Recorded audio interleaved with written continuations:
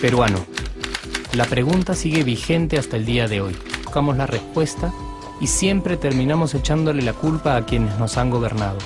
Es más fácil decir que nuestro Perú se hundió por la reforma agraria de Velasco, porque el arquitecto no le dio importancia al terrorismo, por culpa del primer gobierno de Alan y su tren cargado de inflación e inoperancia económica, por culpa del autogolpe, los Vladivideos y la corrupción en el gobierno Fujimori, por culpa de los whiskies y la hora cabana, por culpa de la mayoría de la clase política que gobernó y gobierna el Perú y que sigue viviendo en el escándalo y en la corrupción. Pero por más que querramos deslindar nuestra responsabilidad por la crisis social que asfixia al Perú, compartimos demasiados hábitos que nos hacen muy parecidos a quienes culpamos y criticamos, porque aún creemos que la criollada se tiene que celebrar como si fuera parte del orgullo nacional. Somos vivos y por eso compramos facturas para pagar menos impuestos. Ganamos los trabajos no por nuestro esfuerzo o talento, sino gracias a una pequeña coimisión. Nos colamos en la fila para que nos atiendan primero, aceleramos en ámbar y nos pasamos la luz roja, porque así llegamos más rápido.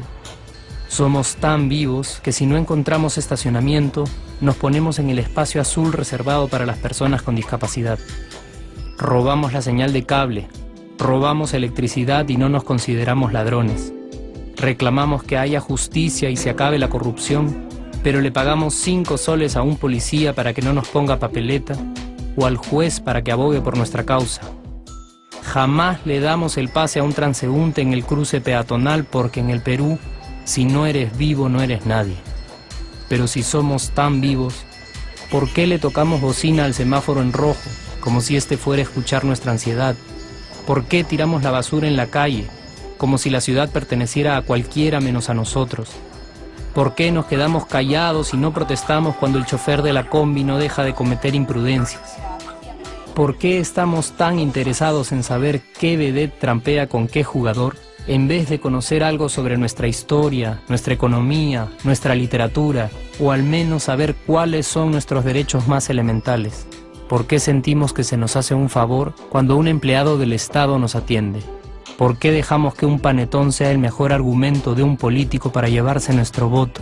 ¿Por qué cuando alguien hace algo bien, decimos que parece hecho en el extranjero, como si eso fuese más meritorio? ¿Por qué no nos sentimos orgullosos de nuestra diversidad cultural? ¿Y por qué, si somos tan vivos, seguimos alimentando este círculo vicioso que no nos deja avanzar como sociedad y nación? Es cierto que nuestros niveles educativos dan pena, y si queremos llegar a ser un país con posibilidades de desarrollo, se tiene que invertir en escuelas y capacitar a los maestros.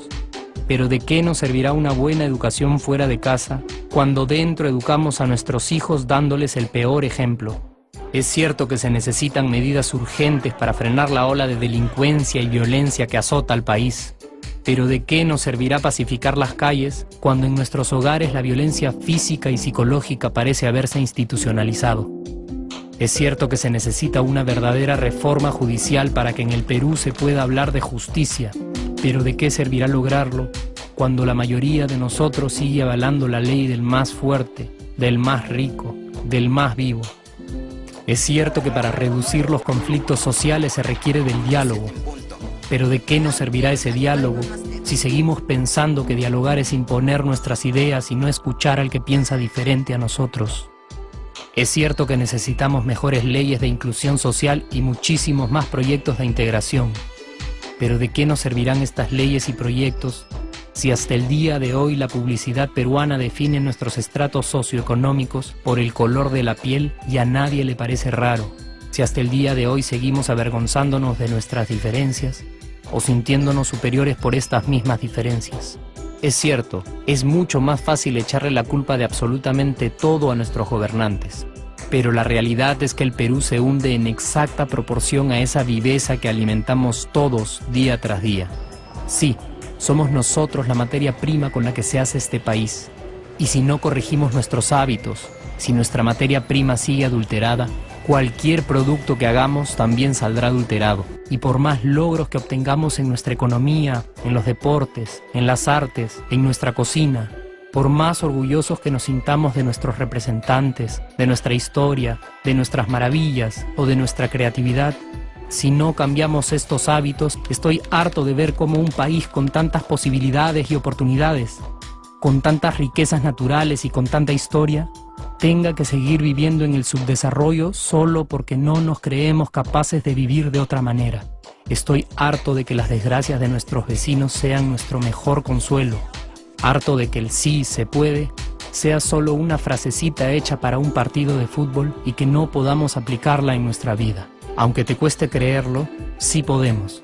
Claro que podemos. Pero depende de que tú y yo comencemos a trabajar en ello de una vez por todas. Porque la transformación del país hacia una nación desarrollada ya no está solo en cancha de los políticos o de los poderosos, y no está en el terreno de los milagros. La transformación del Perú está en la capacidad que tengamos de hacernos responsables de nuestros actos y de rebelarnos contra nuestra viveza. La transformación del Perú está en ti y está en mí, está en todas nuestras organizaciones y en la posibilidad de trabajar juntos con verdadera responsabilidad social.